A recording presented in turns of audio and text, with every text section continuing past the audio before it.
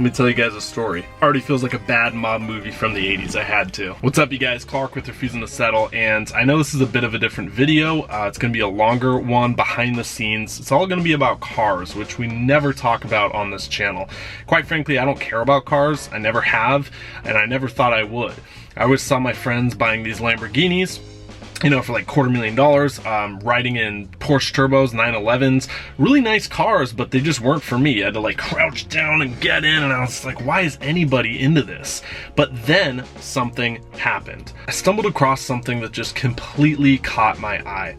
It was a 1965 Mustang Fastback. I just fell in love with the car. The silhouette, the look, the era. 1960s, a piece of American history. I knew right then and there it was over and I had to have one. But these things aren't like normal cars, okay? There's a bit of a process because they're collector cars. So you actually have to go through and you have to track them down. They're all over the country, mostly on the East Coast. Now, me being from Seattle, this didn't leave too many options. So I looked for about 6 months without any progress, and I was getting a little discouraged. The process would go something like wake up, check 5 sites every single day, nationwide Craigslist, everything, I'll show you in a bit, and call them only to find out that the car is sold. So I started getting a little impatient and said, you know what, I gotta do some effort, roll up the sleeves, make some offers, and really track down something if it's gonna be a reality. And spoiler alert, we ended up getting the car. So this video is about that process. I'll talk a little bit about how I divided it up in a bit, but I hope that if you're someone who wants a classic car, this video will inspire you to pull the trigger and, you know, take the action. But again, you know, if you're on this channel for the passive income advice or the life advice, this video is probably not for you. But if you're into the behind the scenes stuff, you want to see the journey, you know I'm into documenting it. So more the merrier. This video is a little long. It's broken up into 4 parts for organization. It was actually shot over 3 months of when I decided I had enough money to pull the trigger on a classic car. The first part is finding the car. The second part is making the offer. The third part is going down and buying the car. And the fourth part is what happens when you get it. How do you get it home? Up the 101. Logan, my brother, and I had a birthday celebration, early 30th birthday for him. We drove it up the 101, just pristine, beautiful coast, going through Big Sur, going through the redwoods, you know, Hollywood, Malibu, all like one of the most beautiful drives I've ever done in one of the most beautiful cars I think ever. So I had the time of my life. This was a really cool process, and without further ado, smash that like button right now and leave a comment if this video is helpful or your favorite part from it or whatever. I'll be in there, try to respond to them. And without further ado, please enjoy this story about how I got this classic car. So before I got this new car, I had to say goodbye to my old car. Believe it or not, this is the first and only car I've ever owned. I got it when I was 16 years old. I never really show it in YouTube videos because, you know, truth is cars aren't that important to me. In fact, one of my core philosophies has always been to grow your income, not your lifestyle. I've seen so many of my friends fall victim to just keeping up with the Joneses, riding in supercars, Lambos, Porsches, etc. Most people are leasing them. Car payments cost more than their rent. It's ridiculous. We need to realize that life isn't about the flexing. He who dies with the most toys at the end of their life doesn't win. They won't bury you with your Ferrari. Life's about buying things you actually like and you actually enjoy, not things you feel pressured to. And that's really what this classic car represents to me, something I actually like, not just trying to keep up with an Instagram lifestyle. So here's the footage I documented from that bittersweet moment of saying goodbye to my childhood car, as well as 2 of my favorite stories from the last 11 years of owning it. I actually tried to sell this car once, and this crackhead almost killed me, which is a long story. I almost got murdered. Met him at a McDonald's, which was the first sign on Aurora in Seattle, which is a very sketchy street, and he was tweaking. He was tweaking. He was he gets in this car, he's like, well, I gotta see what this baby can do. We're taking this baby on the freeway. Let's go. Let's see if it's got some horsepower before I buy it. And I'm like, dude, I'm selling this car for like $800. We're not gonna take it on the freeway. So long story short, I had to be like, hey, can I check the oil real quick? I gotta hop in here and pop the gas tab. And he's like, oh, okay. And he was smoking all over the place, so maybe these ashtrays were good for him. I get out and I'm like, okay, make sure the hood pops. Can you make sure that hood pops right there? And he's like, yeah, I'm watching. And so instead of popping the hood, I turn on the car and I pull out really quick and I drive away. What he actually does is he's like, Clark, you're not leaving, are you? You're not leaving, are you? And he's like, hey, and he's hitting my car, and I'm just pulling away out of this McDonald's with this crackhead. So after that, I was like, I am never selling this car just because the people it attracts for like an $800 price tag, $500 price tag, like, woof. just donate the thing. That's a little tip. If you're selling a car that's under $1,000, just donate it. Just eat it. You know, that's what I'm doing with this car. I'm just gonna donate the thing. You don't want to deal with crackheads, guys. I've also had people try to trade me iPads for this thing, and they start the sentence with, "So hear me out."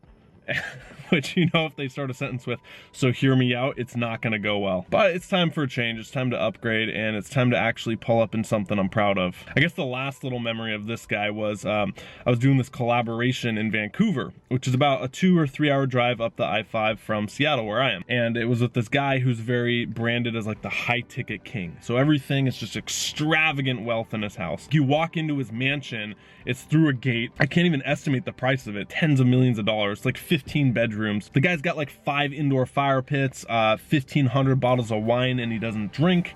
And when he has a fish tank that's 100 grand, he stopped, when he was giving me a tour, he's like, "Oh, this is very expensive. This right here is very, very expensive." And I'm like, "Oh, you must be a big aquarium guy, a big fish guy." He's like, "No, I don't really look at the thing."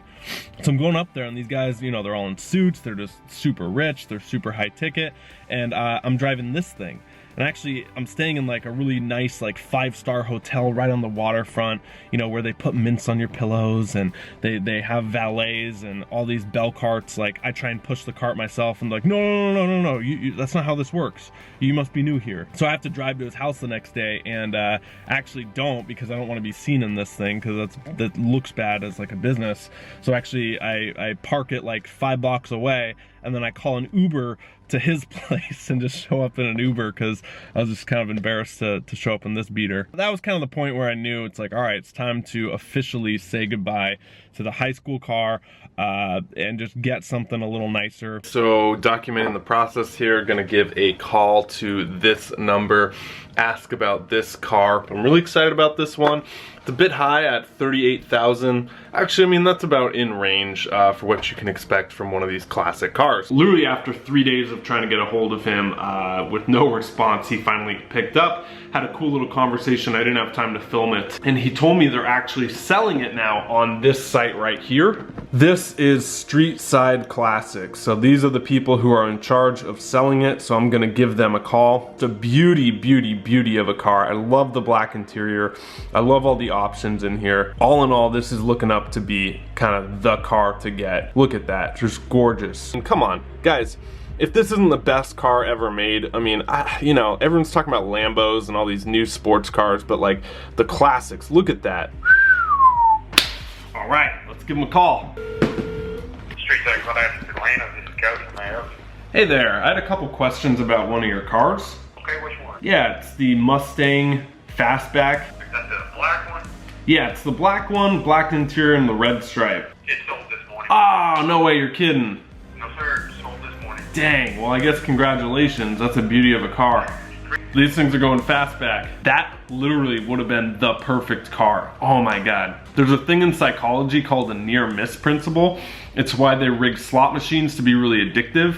You know how people can sit there and keep gambling, and it's like, I went to Vegas and I'm playing these slot machines and I'm putting $1 in and it says you won, you won, you won, and it's like 80 cents. And I'm like, I didn't really win. I won 80 cents, but I lost 20. But it keeps you going because that's a near miss. And in psychology, when you miss something or you almost get it or it's no longer available, that actually makes you want it more. This is why people leave sold houses on the market. Realtors put sold signs outside of things. So I just have that near miss with this car. So yeah, I guess I'm just a little disappointed on this one. Because, I don't know, I kind of got sold on it. I was excited. I was telling people I found a car and everything, and now I look like an idiot. We're gonna get one. We're gonna find one. It's gonna be good. It's gonna be better. Little update on the Mustang Fastback for the vlog. So there was that one that I missed. So ever since then, I've been checking every single day. I just Googled nationwide Craigslist search, so you don't have to go to all these different Craigslist, right?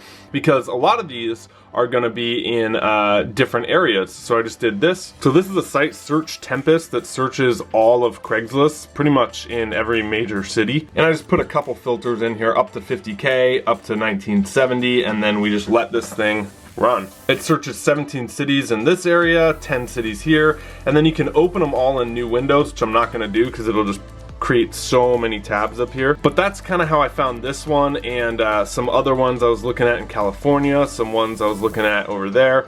Although I can't drive a stick, so this one would be sick.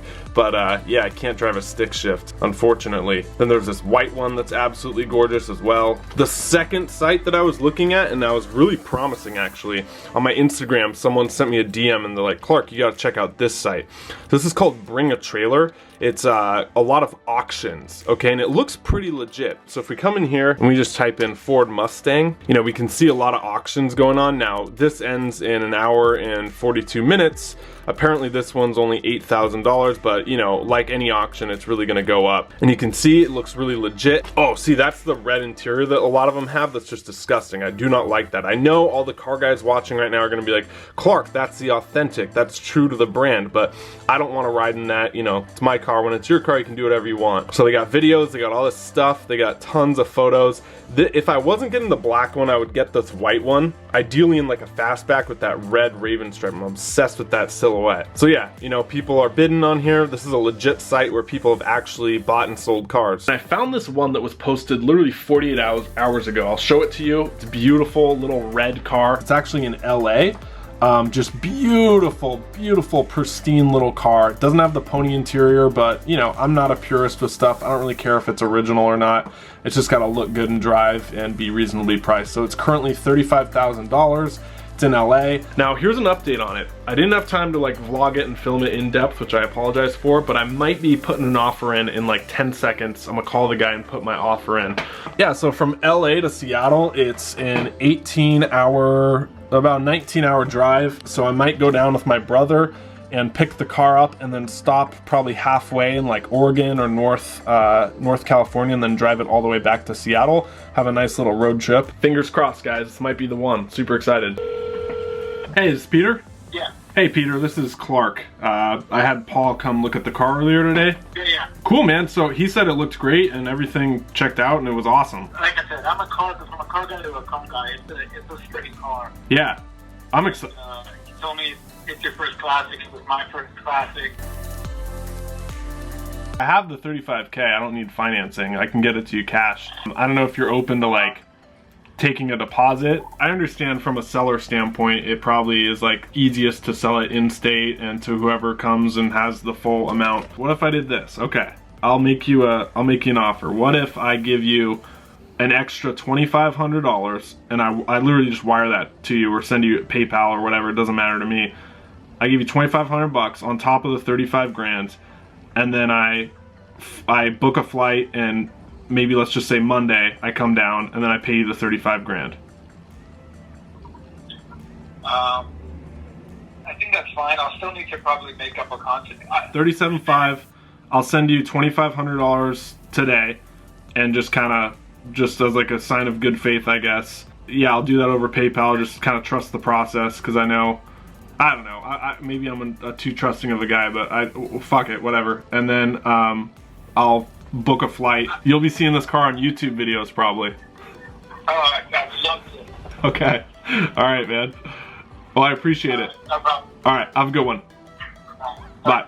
Oh man, guys, that's how you close a deal. You don't underpay, you overpay. It wasn't that much. It was like 2,500 bucks. I was like, hey, can I just give you 2,500 bucks extra? And he was like, bing, bing, bing, we got a winner. So a lot of you are probably like, how are you gonna fund this car? So this is the automatic savings app that I won't shut up about. So right there, you know, I have to pay taxes, so that's why there's so much money in there. I don't just keep cash sitting there like that. But you know, I have all these different goals. Now, one of them is this right here, the Mustang Fastback. So I currently have that set at 5% of all income goes there. It's been going for about a month or two. I don't really know how long that's been going. And then I got one for a house that, you know, I don't really need, so that would go to the car. And then I have this for my business funds, which probably isn't the smartest thing to use. And then this is stocks that I always invest 10% of everything in. It's just about to book some flights to LA for Tuesday to go get the Mustang Fastback. Super excited. My brother said he's in. It's gonna be a little family road trip with this thing. Always wanted to drive up the coast for reasons other than just being on tour, being in a band. Yeah, I'm really excited. Hopefully the thing makes it up the coast. It's about 1,100 miles. So we're gonna book the flights and then we are heading to LA. I just went to the US bank and wired 2 checks. Well, the second one I'll actually give him in person, but I wired him a deposit because we had agreed in a contract for 10% down. And the US bank guy was like, okay, how did you meet this seller? I just told him, Craigslist. He's like, so you've never met the guy? I'm like, no. He's like, okay, well, you've never seen the car? I'm like, no. And he's like, well, you know, this is one of the most common scams people pull on Craigslist. It's saying they have a car, they have all these photos, they even have a video of it, and that you can wire them the money ahead of time, and then you show up and they're either not there, or there's no car, or they take the money and run. And I wanted to talk a little bit about that because in order to secure this car, we agreed on a deposit. And now, yeah, I've never seen the car. I've never met the guy technically, but I had a really good gut feeling on this. I just wanted to give my take really quick before this whole thing plays out on why I'm trusting and why I believe that we need to trust people and not be so paranoid. One of the biggest mistakes we can make in business and entrepreneurship, and you know, my experience selling digital courses online to people, like the handshake doesn't exist in the internet world anymore. You know what I mean? Like, we're global now, 7 point whatever billion people. You don't have that same trust factor. Face to face, we're gonna make eye contact, we're gonna make a deal, you and me. So you just have to trust people. Growing up, everyone tells you not to talk to strangers, right? I think we're a little paranoid. They say, oh, don't talk to strangers. Don't get in a car with strangers because that's gonna be an axe murder, but now we have Uber and we do it every day. Don't talk to people online through chat rooms, but now everybody messages through forums and through Facebook groups. So it's changed. And what's funny is, when you think about that, don't talk to strangers, how damaging is that to our psyche? Who has everything you need in this world? Strangers. Who's gonna be your potential customers? Strangers. Who's gonna be your potential spouse or person you marry or girl you go on a date with? Strangers. Who's gonna be the people at networking events who can get you to the next level or make that one connection that things change? Strangers. So if we're so paranoid about getting ripped off, that's gonna actually hold us back more than it's gonna put us forward. And so why I wired this guy the money is like, if I was worried about getting scammed, and yeah, it could be a scam. The money's gone. He could take the money and run. He very well could. But you have to trust your gut more than these truisms of don't talk to strangers, don't trust strangers, especially in this day and age. And like, trusting that gut feeling is so powerful, and intuition, and really like going with that. So yeah, you shouldn't trust everyone, but you shouldn't trust nobody. Because like, who hurt you, first off, is what I would ask in the past. Is if you have that mindset around everybody's out to wrong me and oh my God. Dude, it takes trust to get in a car and go 30 miles an hour down a highway or arterial street, knowing that the person next to you isn't drunk and they're not gonna slam into you. You know what I mean? Like, it takes trust to do the most mundane things like drive, but we do it every day. It takes trust to sign up with a phone company knowing that they're not gonna sell your information off to credit companies or spam. We trust people in other scenarios, so why don't we do that when we're purchasing cars? Anyway, I just wanna hop on here and send you that little message and that mindset and that reframe that it's okay to trust people if your gut says it's there. And like, I know the bank guy, this isn't a rant on him, he was just doing his job, pulling a little dad card on me, like, have you met the guy, do you know the guy? But let me know in the comments if you agree with this, what your thoughts are on strangers and purchasing things that you haven't seen or people you've never met. I'm curious, let me know in the comments. All right guys, the big day, it's currently about 6 a.m. Gonna catch our flight. My brother's on his way with the Uber. We're gonna go to the airport. We're catching our flight to LA to go pick up the car. Super excited, a little nervous, but have a good feeling about this. Gut feeling is there. All that's left to do now is just go down and get the car.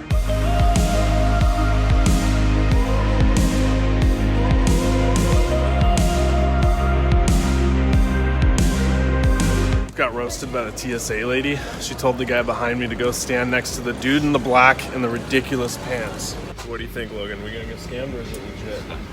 High possibility of a scam, for sure. Might be scam. And just like that, my brother and I were off to LA. Only had a one-way ticket. The only plan back was to drive the 1,400 miles up the coast, hopefully in a new car, hopefully not a scam.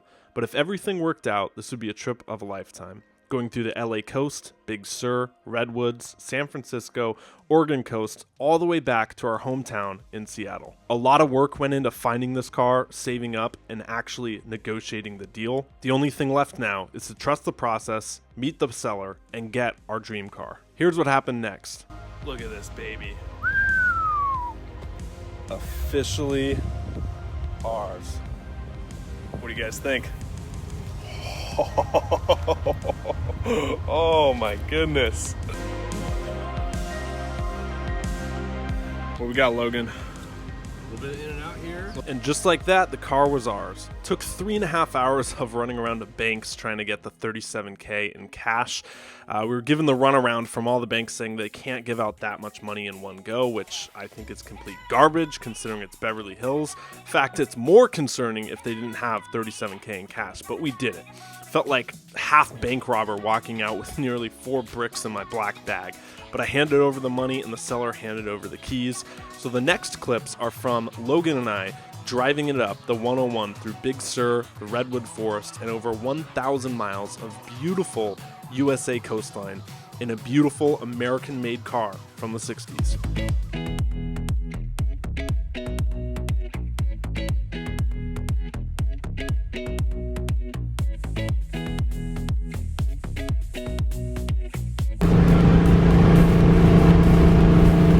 So we are on the Pacific Coast Highway right now. We just got this baby right here, the 65 Mustang. It's ours. Beautiful car, awesome experience with Peter, our seller.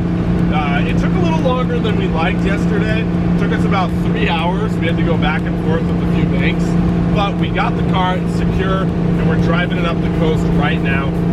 Long 20-hour drive. This thing guzzles gas, so we have to stop like every I don't know, what, 30 minutes to just fill the thing up. You can literally see the lever move. It's pretty hilarious. But yeah, I'm just so stoked, guys. This has been such a cool process, and we actually already got an offer last night when we were filling up the gas station. Some old guy did a double take. He was talking to us, he loved the car, and then he came back, he's like, all right, well, strange question, but would you take 50 grand for it?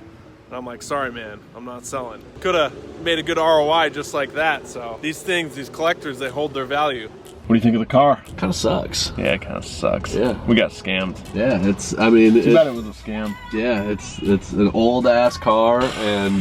what a rip-off. Man, just a total rip. Yeah, he sold us a car that's 55 years old. Guess you couldn't afford anything newer. I guess. I love it. I'm loving the car. It's a lot of fun to drive. This thing gets up and goes, but I'll tell you what, it's not a modern car. So, you know, it makes noises occasionally. The brakes, you have to like really slam them, which I kind of like. It's very loud. It's not quiet at all. And I describe it as more of an active drive, okay? So like you're actively alert the whole time. There's no cruise control, you know, there's no distractions of like technology or buzzing or anything like that.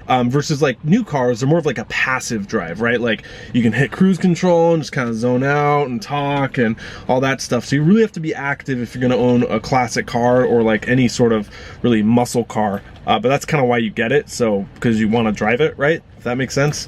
But anyway, we're going to wrap up. We're going to go up to Big Sur and finish this road trip up. Made it to Big Sur.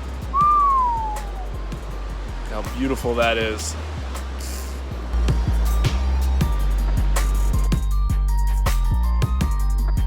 You can see it, the Golden Gate Bridge. We just made it to San Francisco, and we're gonna try to find a spot to view the bridge and hopefully maybe get a photo or watch the sun go down or something like that. The car's getting a lot of attention, not from girls, but from 40-year-old dudes who want to start every sentence with, oh, back in my day, and tell you all about their life. So maybe the thing's not a chick magnet, maybe it's a 65-year-old geezer magnet, but either way, I like talking to people, so come on, check out where we are.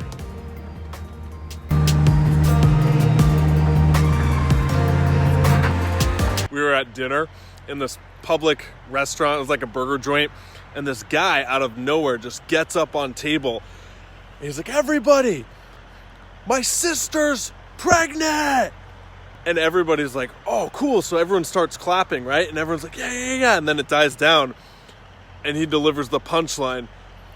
And I'm going to be a father! The whole place erupts. And, oh, you got to love a good inappropriate dad joke. We're just driving through the redwoods right now. Logan, how's it looking? Pretty insane. Yeah, pretty tall. Yeah, very Some tall. old trees. Old stuff, check it out.